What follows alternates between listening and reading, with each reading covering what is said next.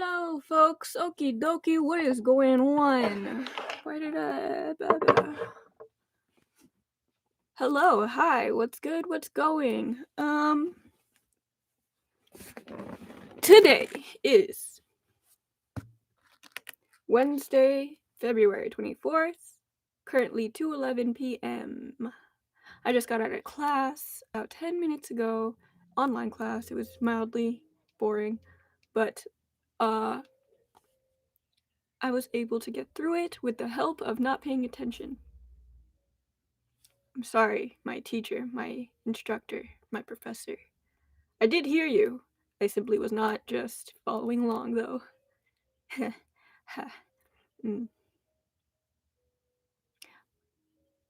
Oh, God. No. Okay, I'm gonna ignore her because she's gonna throw off the rest of my, topic. Oh, no, I can't. Did she leave?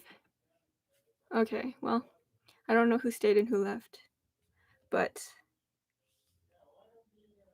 just give me one moment and I will continue this conversation.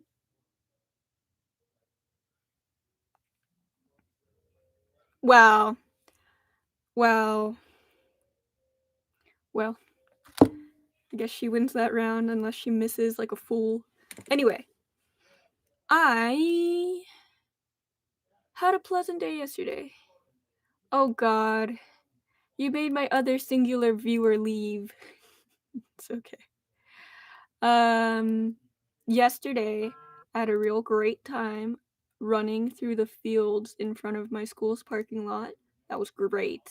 I felt like my inner child was being fulfilled again.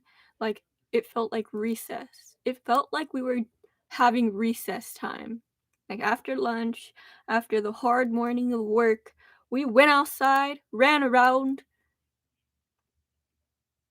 and had ourselves a fun little recess out under the sun, in the green, in the dry ass barren field, in the little patch of green with the shade. That shit was awesome.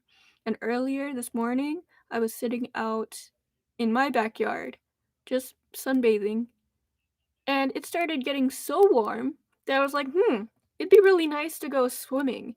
And I realized I have a pool, and I could go swimming if I wanted to. And so that's fun. Just the fact that the thought occurred to me that the weather is ready for swimming now. Perfect. I also collected some rocks. I do have every single intention to paint them, but I currently don't have paint. I also went on a hike yesterday. Wait, was that all in the same day? Yes, it was. After going home, I spent some time journaling and generally resting, had a little snack for myself. Then I met with an old friend, rekindled an old flame, reconciled with an old friend while we were hiking. We just like had a really long conversation about how life has changed since the last time we were in each other's lives. That's really cool. I want to do that with like every person in my past, but I also don't want to end up like Jay Gatsby. Gatsby? Anyway, um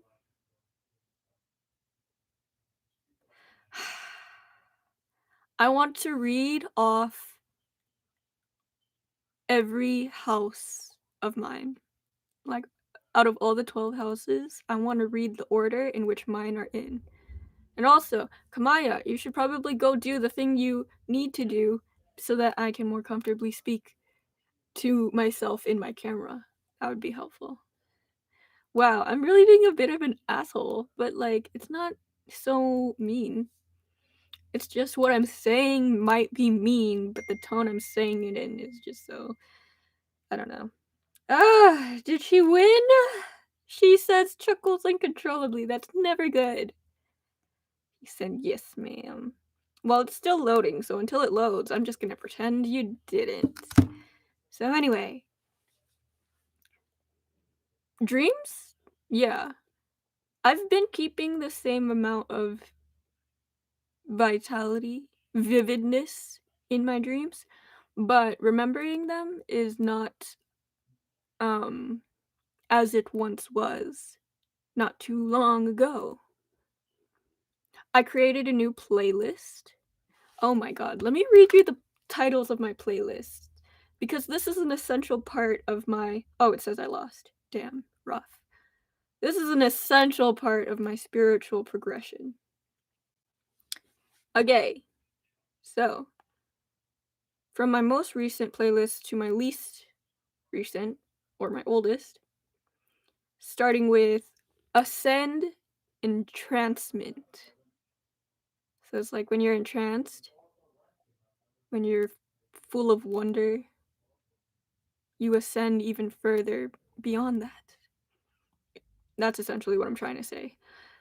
Um,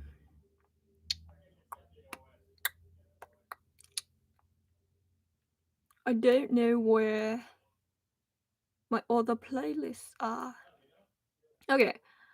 Oh, the one before that was Align with Enlightenment. And then the one before that was I'm Alive, I Actualize. And the one before that was 2020 KO 2021 Kickoff. Then the one before that. No, actually, I don't remember what was before that. Ah, Deck My Halls. Yeah, that was December season. And then Falling Action. That was full time, if you can guess. And Be My Type Beat. Be My Type Beat. That one changed. I changed that one's name a lot. It was like, you could be my type beat. Might be my type beat. Something, something along those lines. But, yeah. I only started making these specially curated playlists for myself at like the tail end of last year. Obviously, I've made playlists before that, but they weren't intentional in the same way that I created these ones. Right now, I have 2 hours worth of songs on my most recent playlist. The playlist before that, I kept at a maximum of 88 songs. And that's 5 hours and 30 minutes long.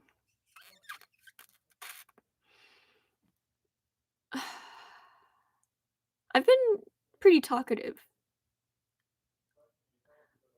Like, in public, externally, around the outside world.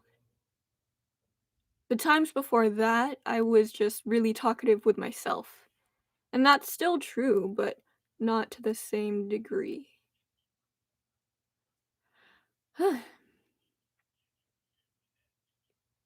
Yeah, I mean, I didn't expect it to be the same.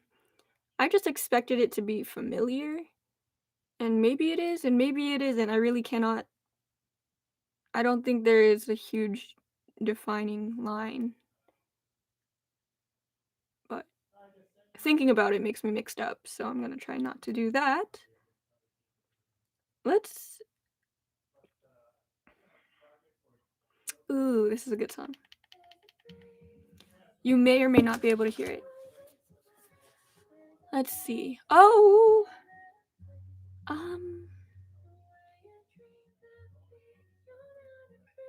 Yeah.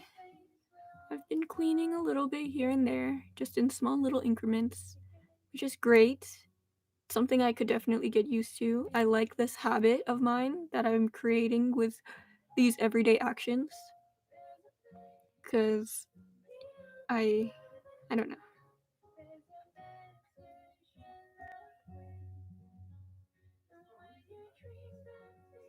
School is manageable, and since it's suddenly manageable again, I am once again taking it for granted. I will not stay in this way. This too shall pass, but only once I open it. I've been thinking a lot lately about the movie Frozen and like the soundtrack of Frozen. Like Love is an Open Door. Bro, I was thinking about how that really connects to Anna and her character. Okay, listen to me. Growing up, she would always be talking to a closed door because that closed door is essentially what symbolized Elsa. That closed door represented her whole relationship with her sister. Because it was once open, and now it's not. And it stayed that way for far too long. When she meets this idea of a person, whatever his name was, Hans,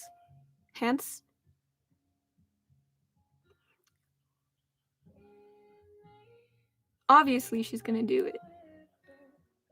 She's just gonna let all inhibition go. And that makes sense. And the repercussions of that was very realistic. And I don't think I ever appreciated that of Disney. Like, Disney thoroughly thought that shit out. Whether I know it for a fact or not, it's Disney. Their production will be intent in every aspect. So, I don't know. I guess thanks Disney for leaving us with that warning, that tragedy. Film noir. That's another fucking thing. I finished watching Malcolm and Marie, or Marie and Malcolm, last night. And if you don't know what it is, it's an indie film recently recorded during quarantine, filmed, shot, produced, and released on Valentine's Day. And it follows a young black director and his muse, his girlfriend, coming home and having an argument. And at first I was like, why would I watch two people have an argument? And then it began to intrigue me even more and more, just because I saw the trailer and got a little bit more clue as to what kind of argument is worth sitting to watch for almost 2 hours, I think. After watching it, I can now say that that might have been the most healthy argument I could imagine having in a relationship. And it was cruel. It dug into you. Like, it sunk its claws in to the concept of being in a real relationship. It wasn't a rom-com, it wasn't exactly a romance.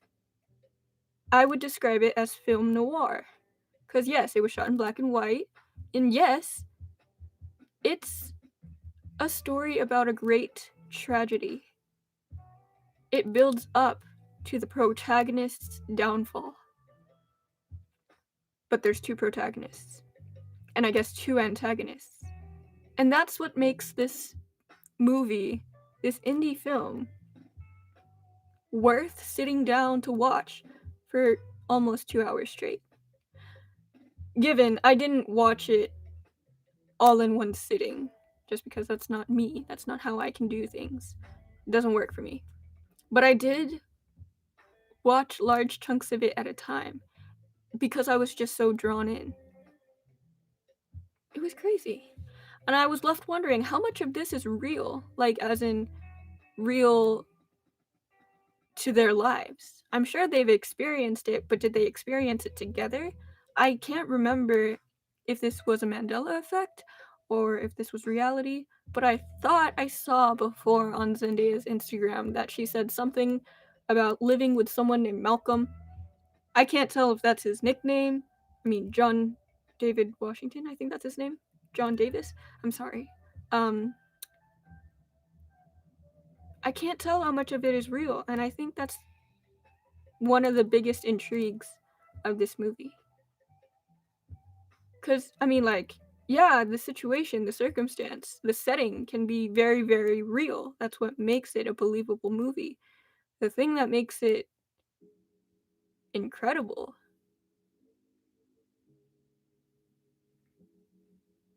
is that it's an indie film. It wasn't commercially curated for a specific demographic. It was made for the artists themselves, which is the best form of art. It always is. It always has been.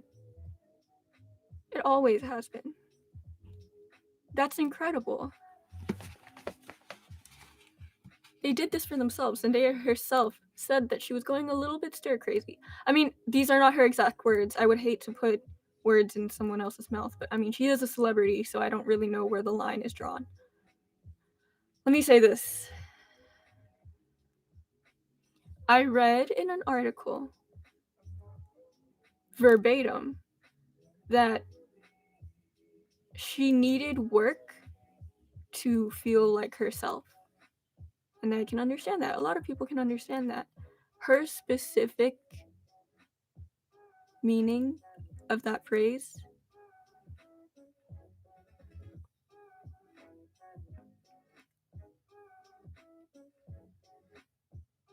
is how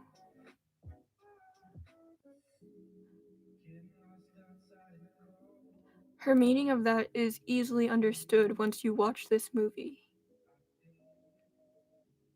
She is truly an actor. That's not her entire identity, but her entire identity brought her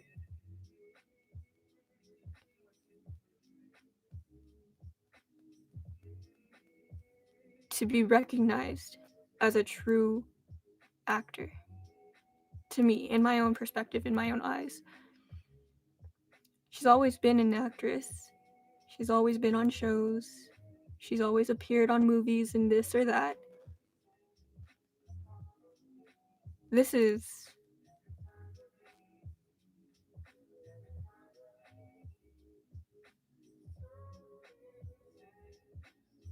her legendary masterpiece. And it's not her only one. And it won't be her only one. She's going to keep having legendary masterpieces. After every single work she produces, after every single piece that she puts out into the world, will be recognized as legendary. I just can't fathom any other possibility. I mean, I won't entertain any other possibility. Because this is what I know to be true.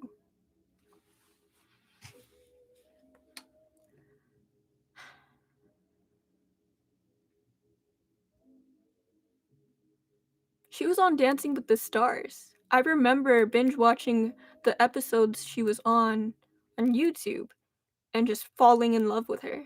I don't mean like romantically or. I mean, it is more like a role model type of way, but just like falling for her. Falling for all of her accomplishments, all of her diversity, all of her authenticity, which is it's a pretty neat callback to a specific scene in that movie.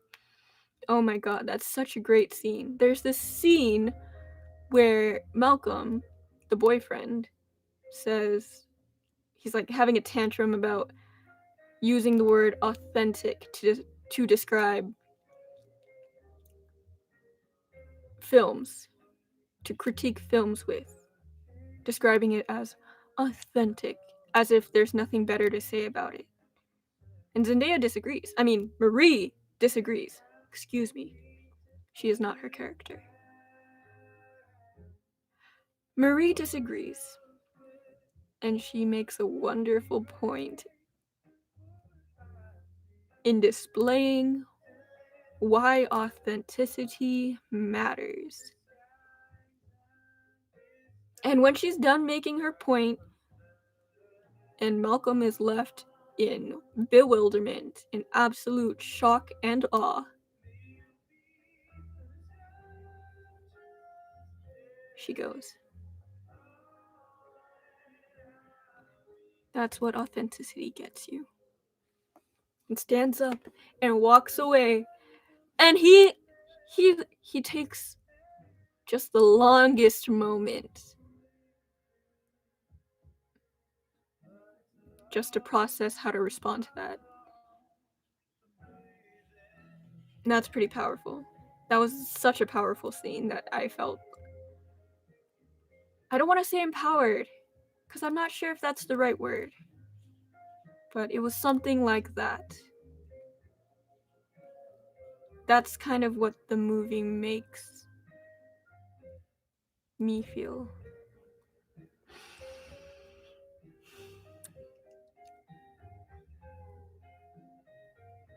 I got to talk about Studio Ghibli movies and films the other day. I mean, also yesterday. A lot happened yesterday. I don't even remember what happened the day before yesterday. Yeah, that was Monday.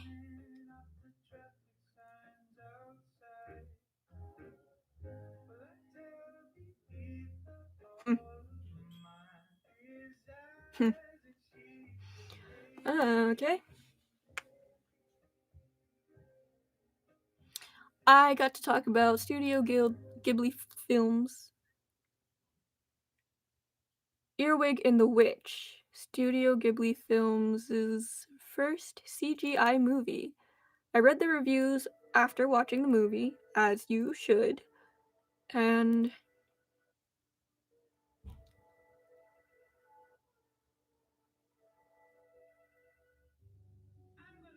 my opinion and the reviews weren't out of complete alignment, but I don't fully agree. They said it was boring, that the storyline had lackluster, or it wasn't very substantial.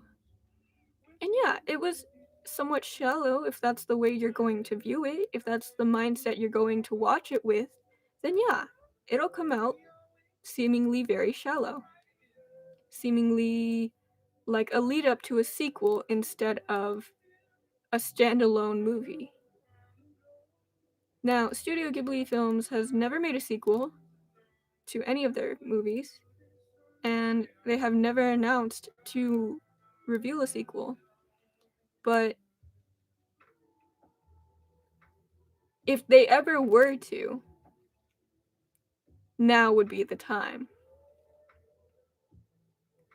Because before this movie, they've never had a CGI movie.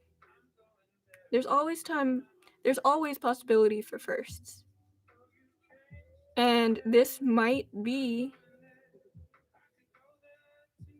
the exact setup for a sequel. And I don't know if they're trying to keep us on our toes or if they just want to let us wonder so that, I don't know, we can create our own interpretations and they can feed off that inspiration. I don't know. That would be smart, but I don't know. What I did like about Earwig and the Witch was that it still had elements of the Studio Ghibli magic. It was fantastical still, even if the CGI made it feel stiff. Because it did. It was like clay models of characters that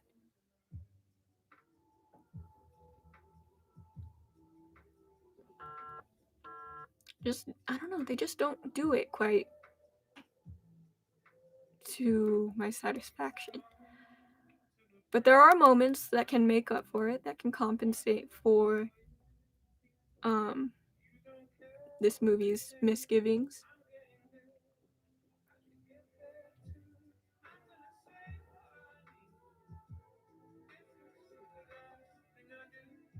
This was another movie I had to watch over the span of a few days.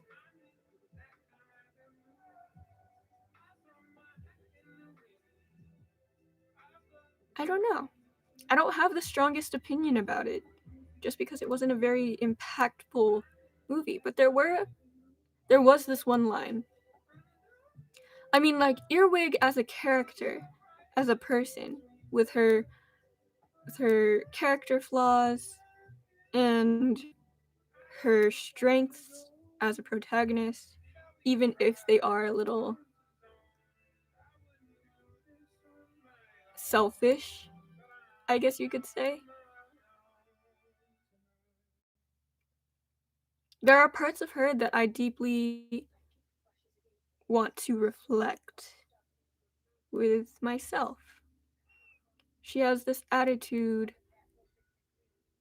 toward getting what she wants out of wherever she stays. And maybe that does sound selfish, but that's like basic needs. That's the bare minimum of being selfish. Meeting your basic needs, emotional, physical needs, because they all are valid. Now, on myself alone, it would be really easy to invalidate anything beyond basic needs. She doesn't do that. And since I can recognize that, I can appreciate her more as a character. She's also aware. I mean, she uses her awareness of situations. She acts and behaves in a way that brings her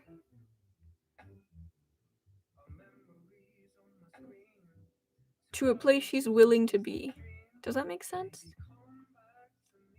I feel like as I said it, it makes sense, but if I try to recall it and look back on what I said, it wouldn't.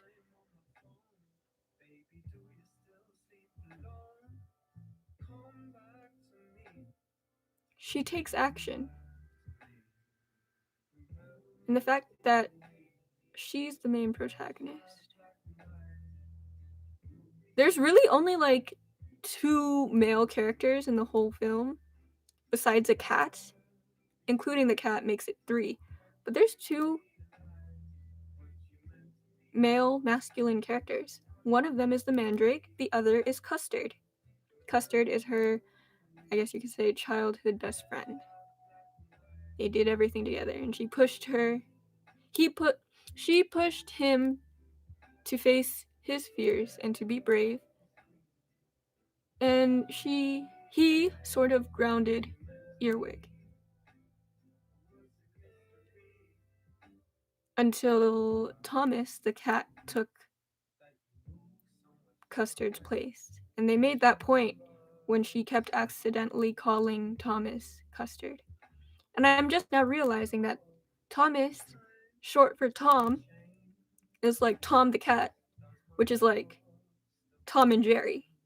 And speaking of which, I'm pretty sure Tom and Jerry is making a comeback on one of these streaming services.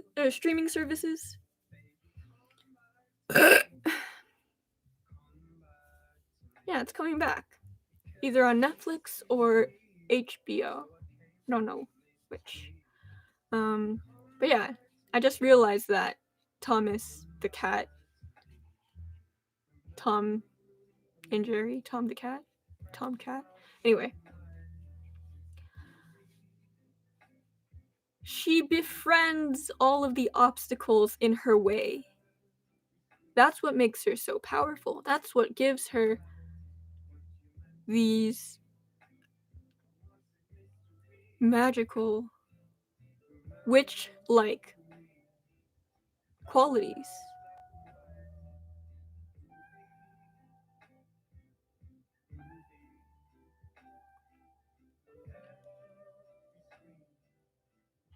She's so encouraged and empowered and sure of herself. And she's only a kid. And she's an orphan.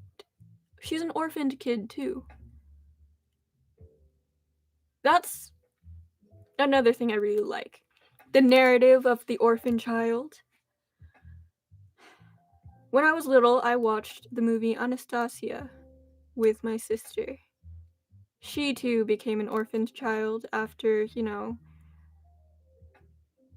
her family was massacred.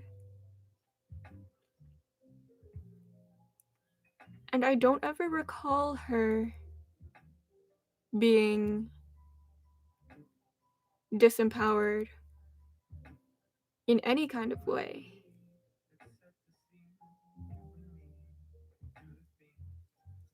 Earwig reminds me of Anastasia. Of course, they're very different,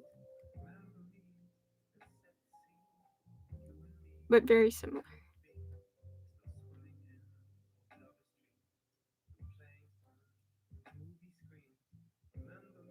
They're both equally magical in one way or another. They're both apprehensive. I don't know if that's the right word. I know the connotative word, but I don't know it like textbook definition way.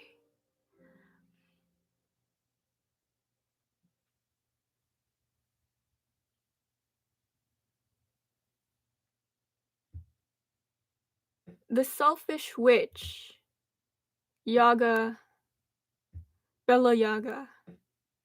I'm pretty sure I read about Bella Yaga in one of the Fable comics wiki pages. She's a well-known witch.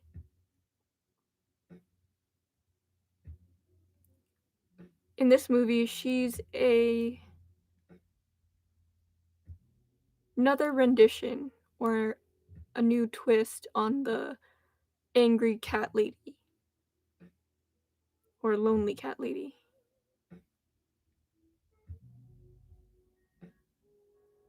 She's very mean. She often crosses the borderline to about the borderline to cruelty.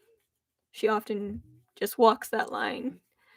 Um, but as the film goes on, you start to notice her likable qualities.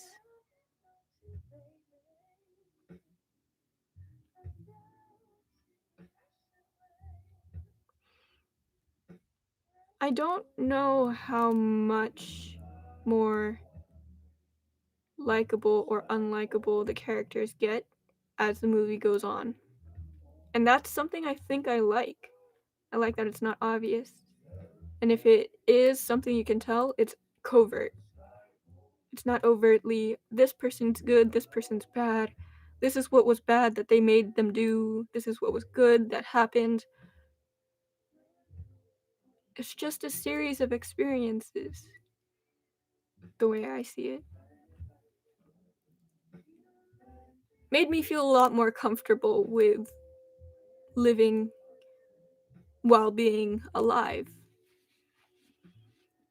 It's a feel-good movie in that sense, but the ending sort of disrupted that.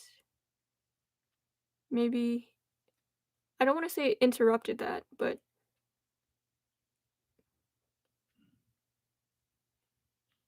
it finished just as a new beginning was coming into fruition. All the possibilities that were about to happen is not for any of the viewers to know.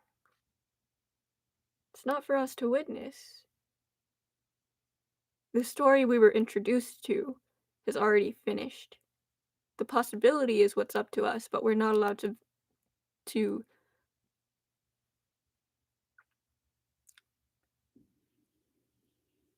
minimize such an open ending with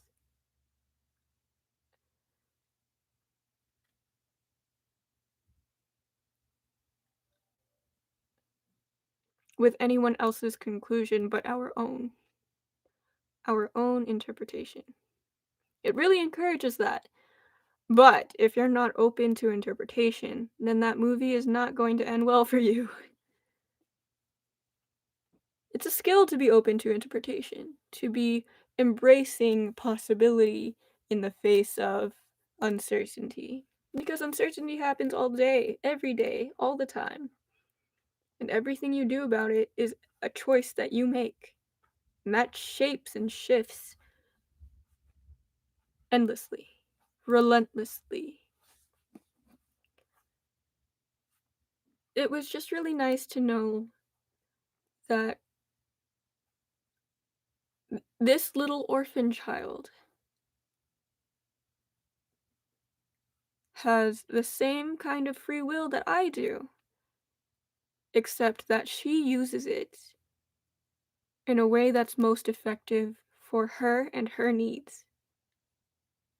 Maybe she knows her needs more because she's an orphan. I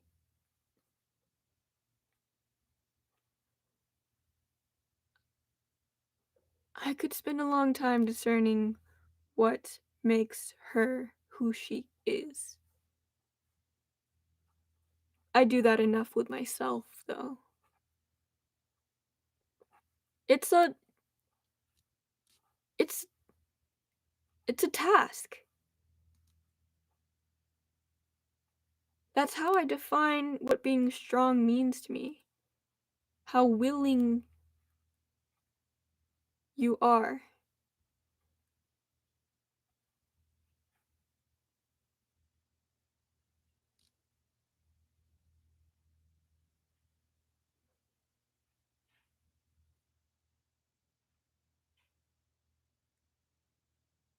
to use what you know. I don't know. I lost my train of thought. It was going somewhere. I think it did go somewhere, but it wasn't where I wanted it to go.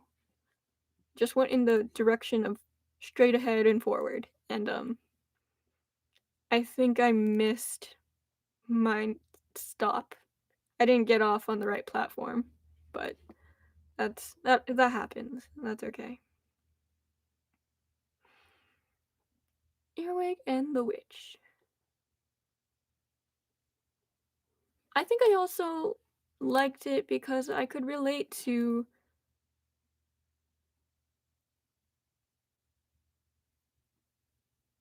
the abandonment that Bella Yaga and the Mandrake experienced when Earwig's mom left. I can also relate to Earwig's mom when she decided that she won't let anyone else dictate how her life has to be. I can also guess that she made that decision to leave because she was pregnant with Earwig.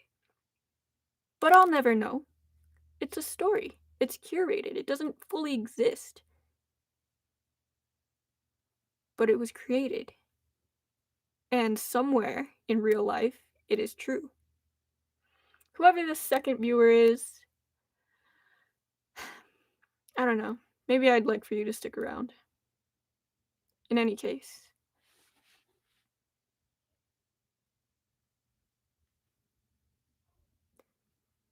the beautiful thing about Earwig and the Witch is how I relate to it.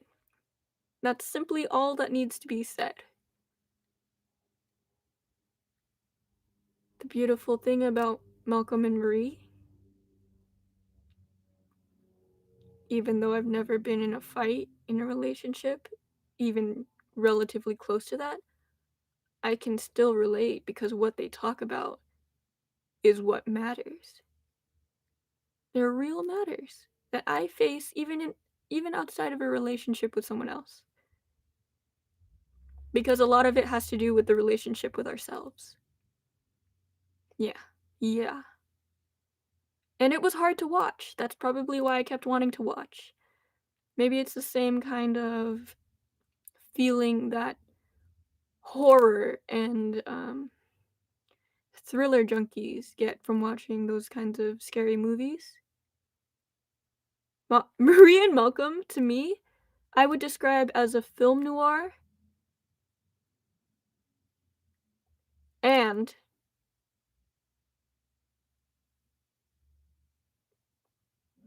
psychological thriller or psychological horror. That is a great genre, by the way. If there's ever okay, usually I only watch it when it's, an animated movie, but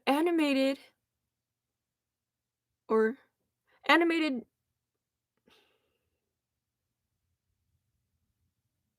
animated psychological horror, drawn out,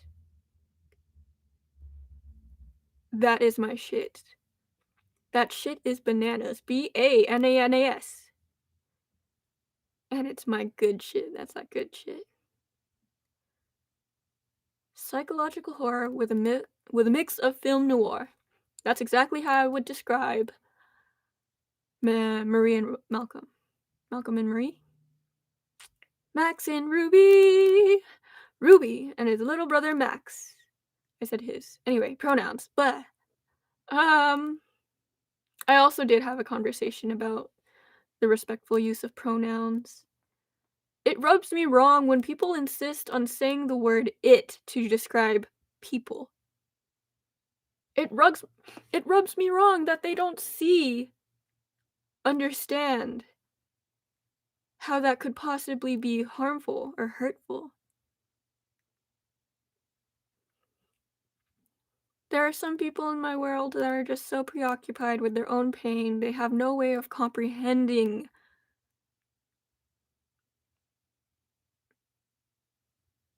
that the world is just as deserving of forgiveness as they are.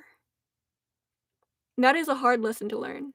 So I I can't imagine teaching anyone to do that or making a lesson out of anything. If you try to make a lesson out of life for people who care about you, you are manipulative. You have manipulative tendencies. Please recognize that. Just please. I'm not saying you should change because that's wrong or this and that. I'm not trying to blame you or make you feel guilty. I'm just trying to get someone out there to realize that they may be hurting someone that they actually care about.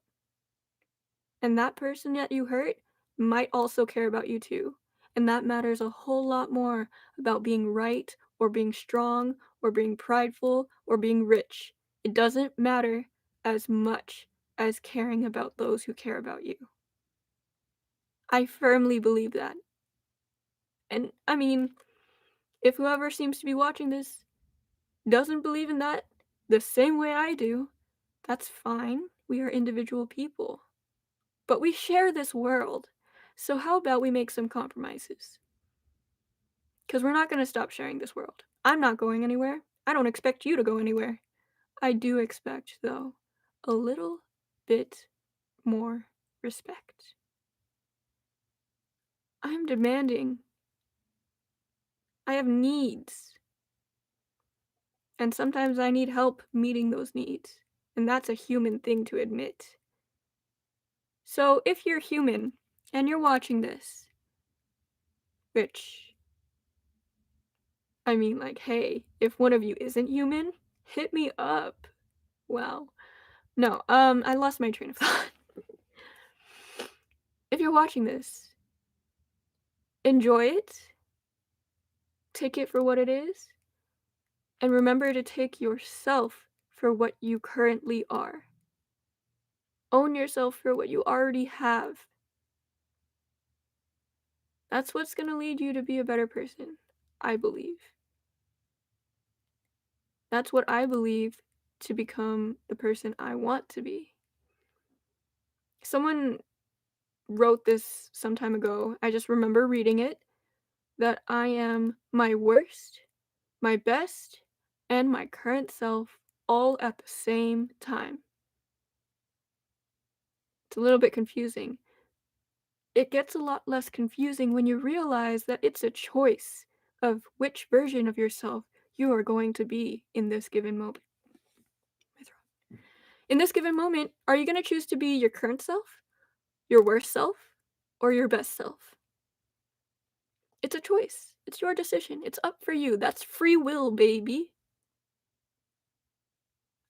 I'm asking you to take it. I'm asking you to own it. Please. While you are young, while you are alive,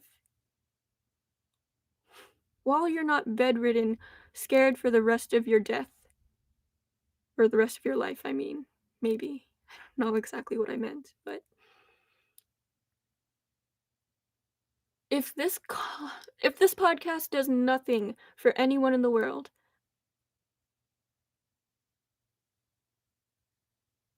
it still means something to me. Because maybe for a brief moment, I possibly could have gotten someone to consider possibilities beyond themselves. To just consider. That's the very least I ask of anyone out there. Is to consider another option, a better option, a smarter option, a nicer option. There's a lot of times when, the easiest thing to do is do the option that feels right for you.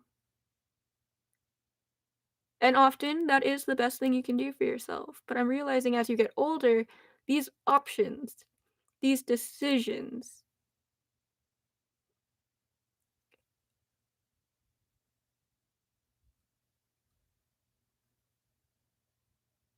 are what I'm doing to build my life. These are Lego blocks.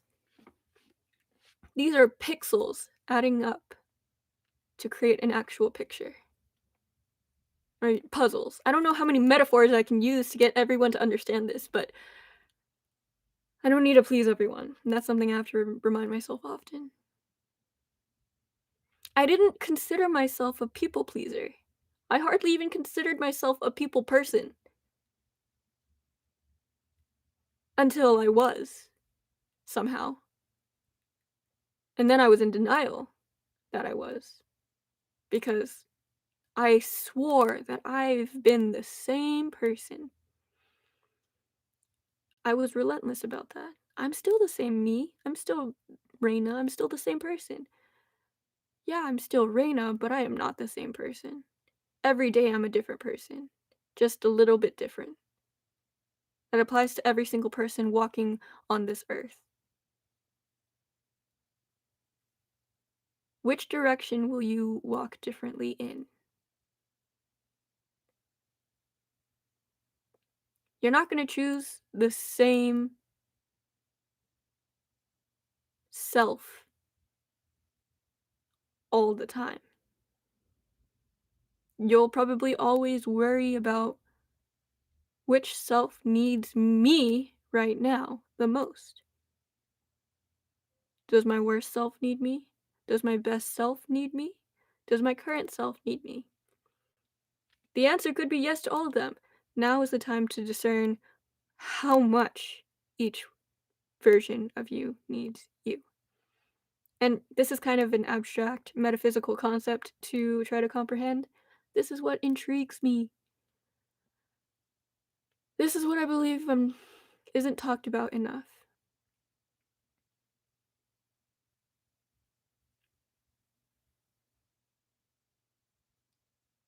People are free to have conversations with themselves all the time. That's one of the greatest joys of being alone. Other people find themselves arguing with themselves, to themselves.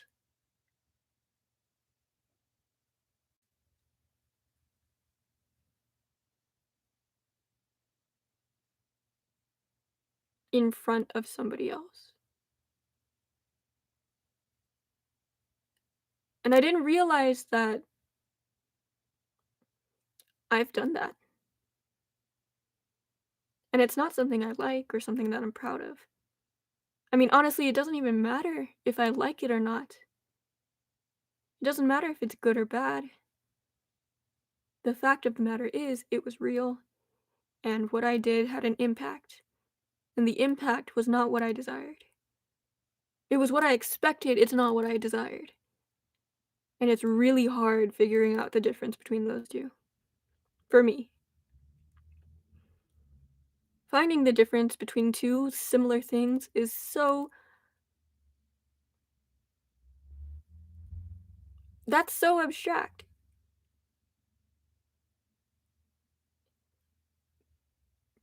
Comprehending it for all that it is so out of reach until all of a sudden it clicks and you can understand it and you don't even understand how. And then you spiral. I'm sorry. I'm saying you as if I am you. That's another thing. I realized a boundary today. I've always known that I've had this boundary. People telling me what to do or suggesting something or trying to help me in a way they can. It's often unintentional. Oh my god, I am hurt so often unintentionally. I get myself hurt so much more often than I had to be.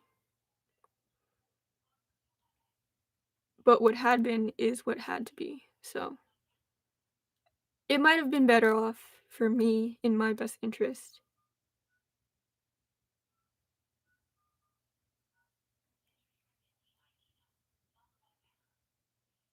I don't know.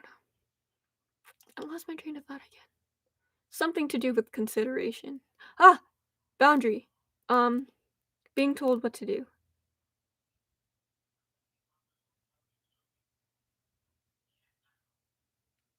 It's unintentional.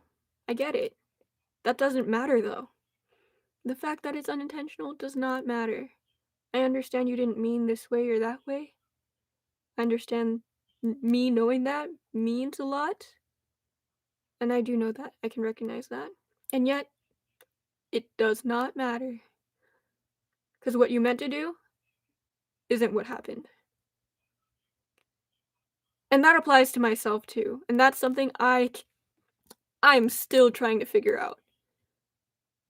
I've hardly known that. I've experienced it, yeah, for sure, probably, but I still hardly know it.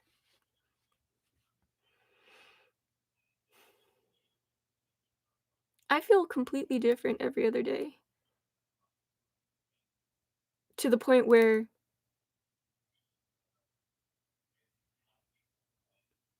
it's just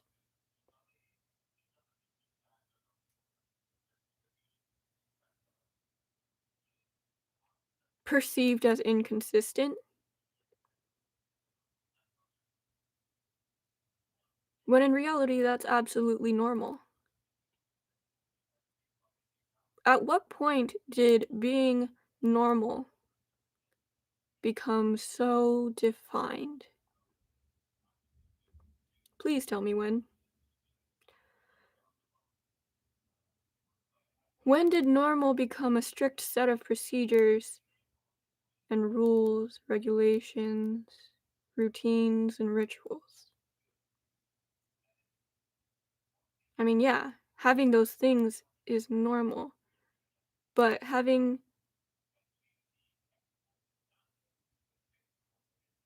specified means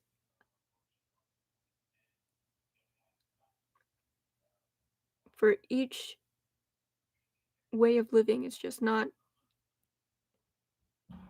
fair. Yeah, yeah, yeah.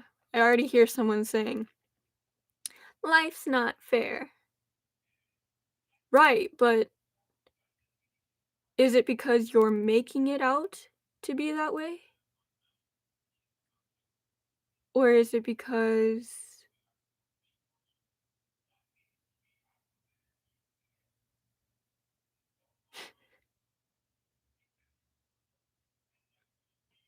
or is it because you were taught that was the only way?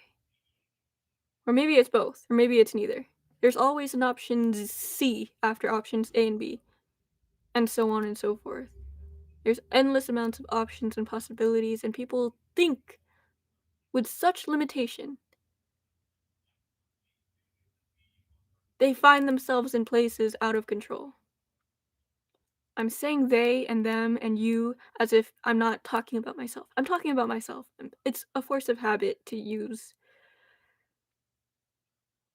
detached pronouns. But I recognize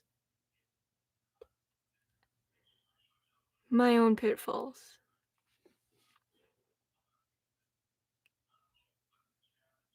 It's just a lot easier to recognize it in other people.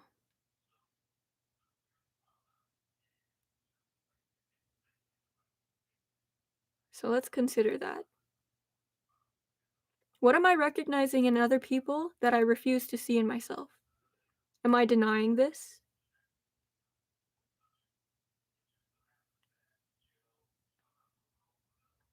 I don't know. Even the questions I don't know the answers to are the most important questions to ask. And isn't that just horrifying? Isn't that just the strongest testament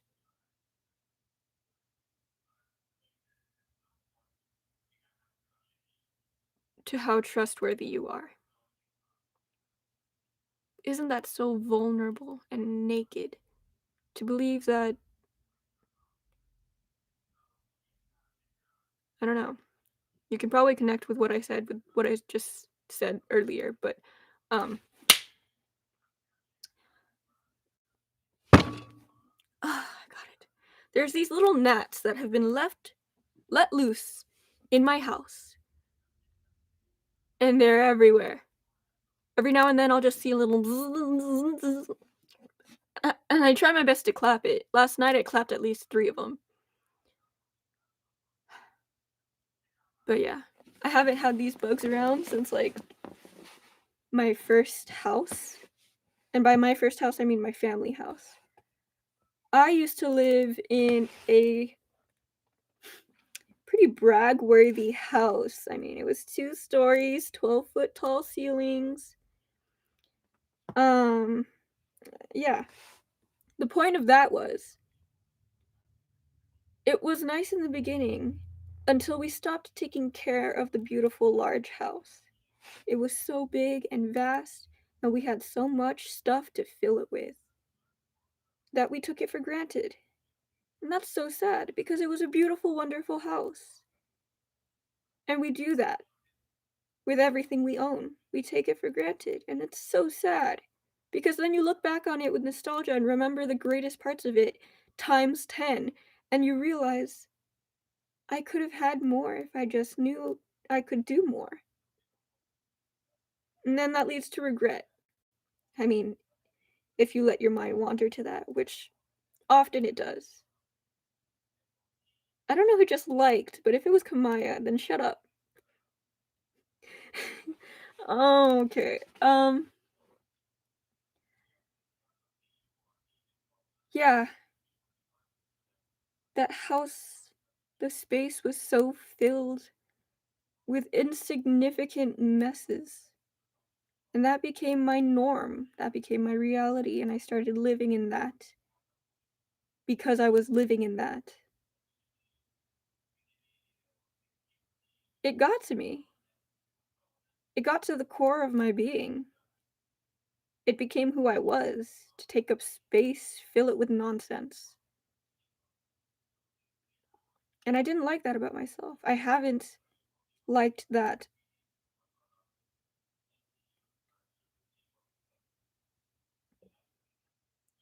And every time I realize that, I change and distance myself from that just a little bit more. But it doesn't mean that it's still not there, hiding in the roots of my very being. At this point, I'm considering it a weed. You know, those things that are parasites to the good, natural, wonderful plant flora life in, I don't know why I'm using so many descriptor words.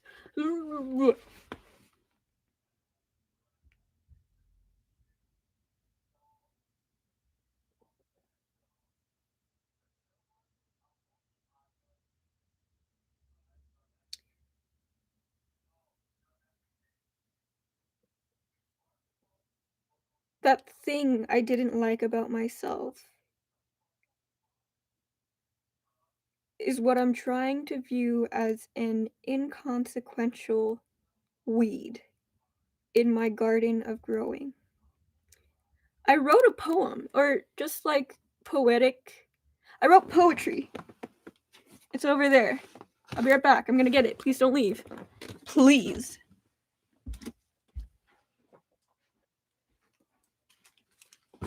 Okay, cool. You're still here.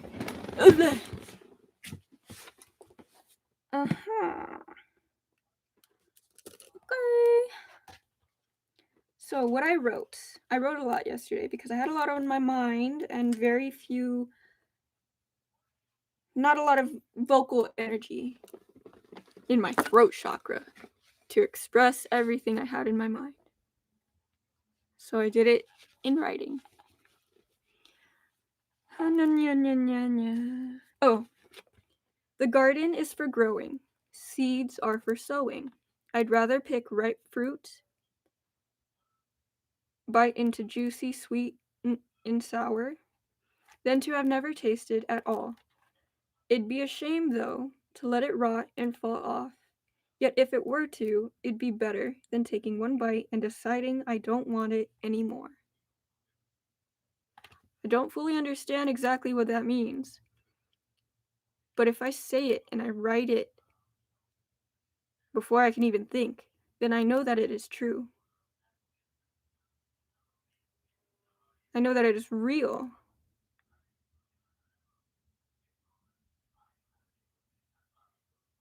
But it's not always both. Yeah, that's tricky.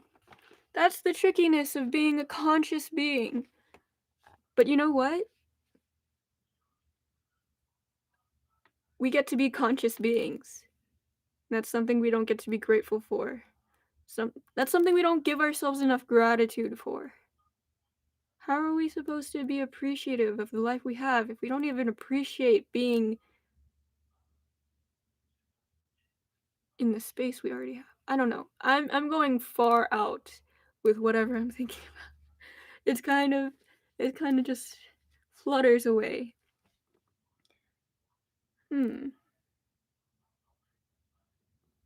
Common courtesy is a compromise I have yet to make to its fullest potential. In parentheses. I mean, I do make compromises, but common courtesy, I personally perceive as complete bullshit. That's like, it's pretentious. Even though, yes, even me going on about life and all this and that may be pretentious, but what I think is pretentious is the little sprinkles of bullshit that you spread before laying out the real shit. It's the holding your cards close to your chest instead of laying it out on the table, letting them be read. I don't know. I value being an open book. I really do. I value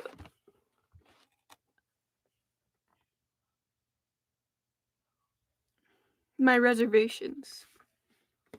Or I don't know how reserved I may seem to other people. But I think it has been misread so many times. I'm not shy. I'm not timid. Maybe I am quiet, but that's not because it's who I am, it's because where I am. What I'm doing. How I am. If you catch me doing something that's completely out of my character, rethink what you perceive to be my character. Rethink how well you know me before projecting your idea of me onto me. Not a lot of people realize why that's so disrespectful until they realize, oh shit, that's been done to me, and this has harmed me in this way. No one no one should have to be harmed just to learn a lesson. No one should be feeling this much pain just to gain something substantial.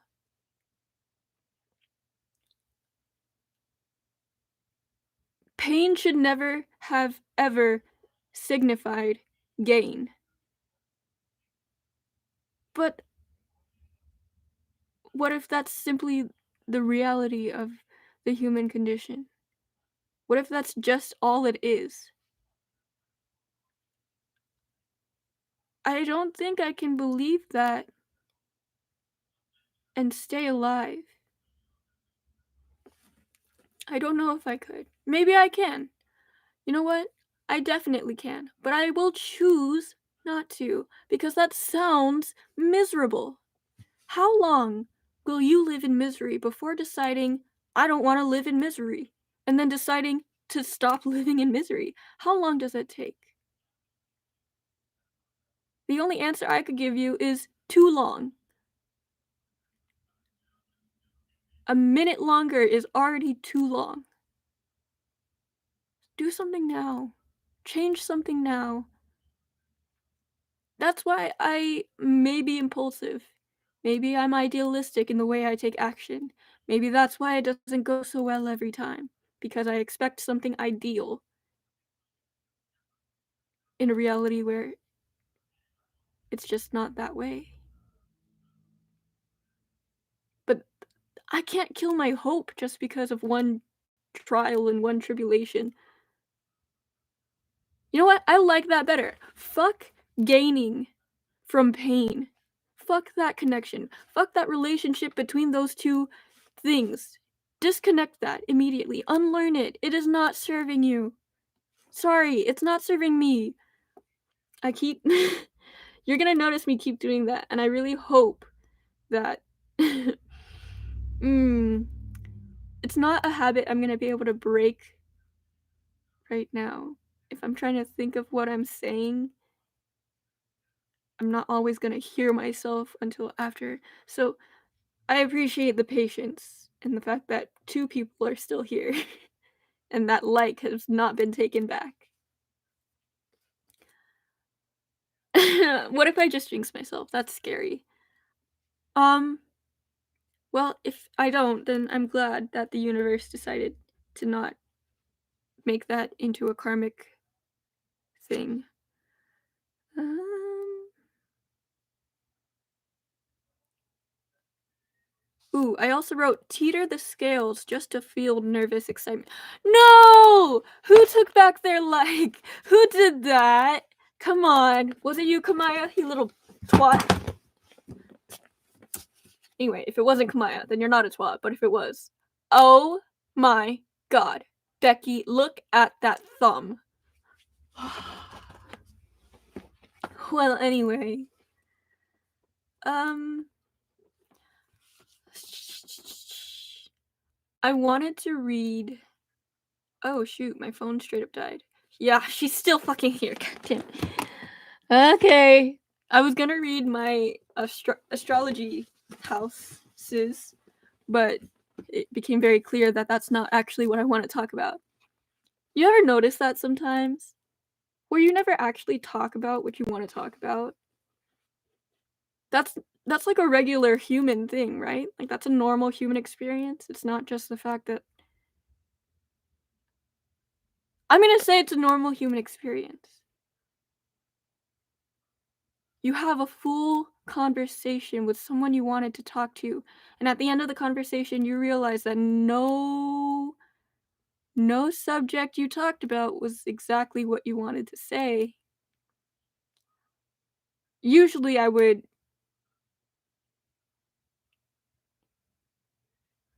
put a narrative on that, believing I missed out on the chance, that I passed up my opportunity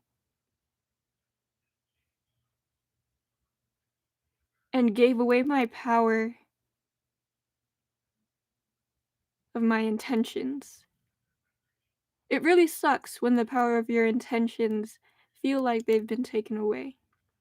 But the longer you get caught up in that feeling of it being taken away, the longer it takes to recover. And then as soon as you recover and finish, you realize, "Oh shit, this entire time I still could have reconciled. If only I hadn't been so stubborn, or if only I hadn't been so blind. If only I hadn't been so closed-minded." Or maybe conversely, maybe I should have been more closed-minded. These are spiraling thoughts. You just witnessed me go down into some sort of dissociation just by the thought. Be aware. Save yourself. Save yourself from those moments. You'll feel a lot more empowered. I would guarantee it if I knew you personally. One day, I think I'll be able to guarantee it even if I don't know any of you personally. One day I'll be so experienced with my own life that I might just have the audacity to tell you what I know, believing that it's helping you.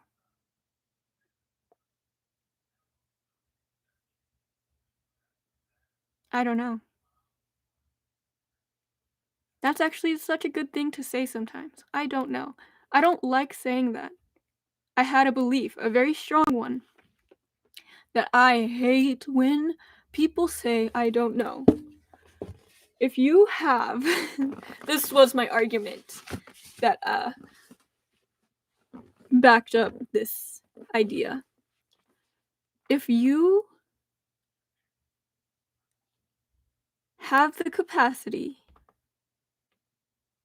to respond to something that you don't know for sure, then you have the capacity to figure out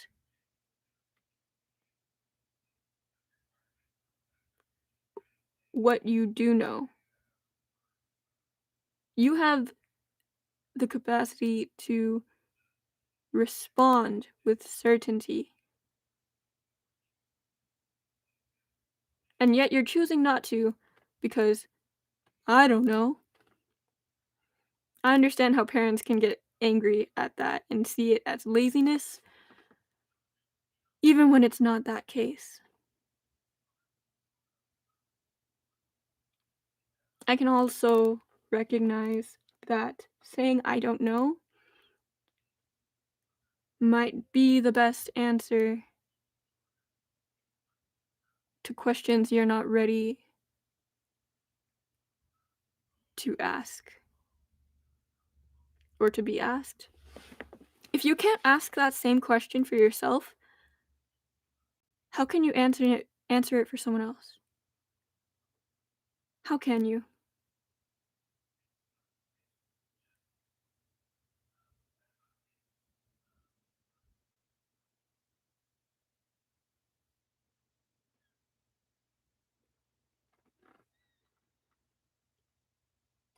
I have a pet peeve. A few, actually. I believed that I didn't have many pet peeves, that I wasn't so easily set off. That's what I tried to convince myself because I also believed that I was overly emotional because that's what I was told. Harm. That is harm. That is self-harm because I was told. No one told me that hurting myself in that way was self-harm until I did it so much that I had no other identity beyond it. I couldn't discern that. This was something I talked about yesterday with an old friend. I was explaining this old friend group that I grew attached to.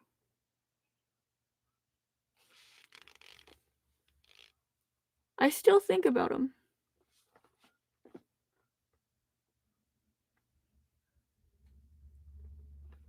I don't live with them, I don't sit with them, I don't even see them, but I still think of them.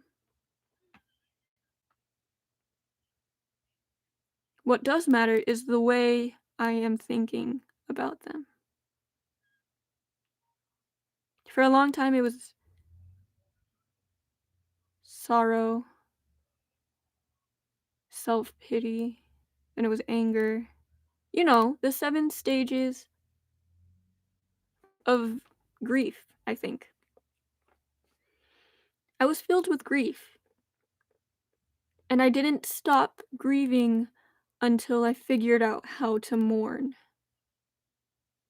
I don't remember if I had this conversation before. I think I did in one of the earliest podcast live streams. But mourning is so important. Mourning is the final piece of the puzzle after deciding to kill a part of yourself that has only hurted you.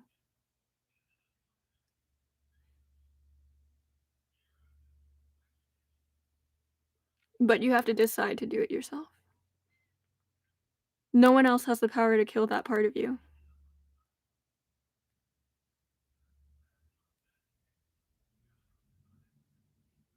There was another saying that just crossed my mind. There's a sword and there's a shield. Some people would also say that there's a pen and paper. Maybe I'm pen and paper. Some days maybe I am a sword, slashing at everything in my way.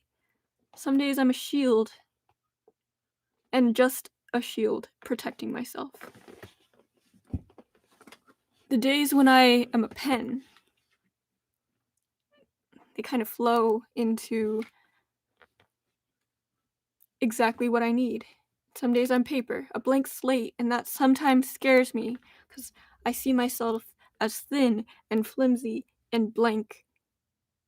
But then you remember that there's opportunity here to be filled, and you get to choose what it's filled with. That is where the power of pen and paper comes in. I need a pee, and it's about over an hour. We had an incredible talk. I'm so glad we spoke. I will always have more to say, and I'm hoping I'll always have more to listen. Um, but that's gonna be it for today. I may come back on tonight, but I probably shouldn't because I have a life to attend to. Okay, bye!